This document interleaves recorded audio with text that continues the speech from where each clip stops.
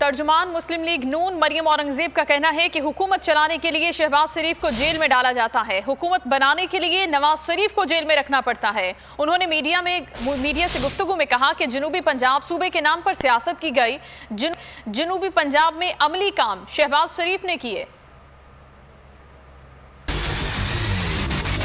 2.5 साल पहले जनूबी पंजाब के लोगों के हकूक के ऊपर सियासत। आपको फख्र नहीं, आपको उस झूठ पर शर्म आनी चाहिए थी, क्योंकि 2.5 साल बाद जनूबी पंजाब, जैसे मैंने पहले कहा, सूबा बनना था, सेक्रेटेरिएट नहीं बननी। उन सड़कों पर सफर करके जब वो मुल्तान गए होंगे, मुल्तान मेट्रो देखी होगी, मुल्तान में और जनूबी पंजाब में शहबाज शरीफ की यूनिवर्सिटियां देखी होंगी, शहबाज शरीफ के अस्पताल देखे होंगे, तो आज ये जहनी कैफियत इसलिए बनती है क्योंकि आज जनूबी पंजाब में जो अमली काम शहबाज शरीफ कर गया, उसने जनूबी पंजाब पर सियासत नहीं की। आपके आसाब पर तारी है नवाज शरीफ और शहबाज शरीफ, लेकिन आपकी जहनी कैफियत का ये आलम हो चुका है कि अब नवाज शरीफ शहबाज शरीफ की टोपी और बूट भी नहीं भूलते।